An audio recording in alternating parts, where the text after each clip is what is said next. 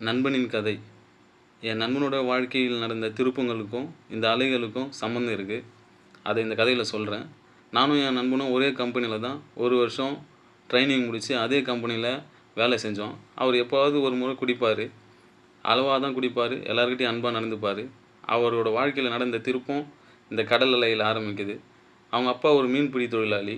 ஒரு முறை கடலுக்கு போகும்போது இந்த போட் கவிழ்ந்து அவங்க அப்பா தேடி எங்கேயும் கிடைக்கல.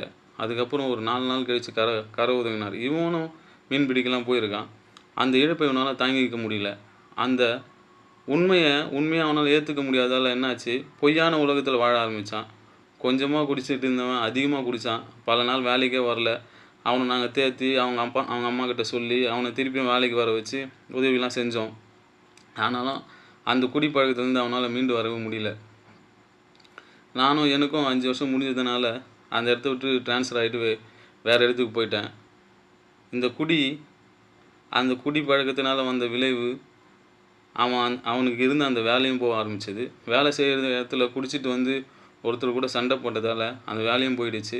இந்த செய்தியும் நான் ரொம்ப நாள் கழித்து ஒருத்தர் மூலியமாக தெரிஞ்சுக்கிட்டேன். இன்னும் என் நண்பனை பார்க்கும்போது மீதி கதையை நான் உங்களுக்கு சொல்கிறேன்.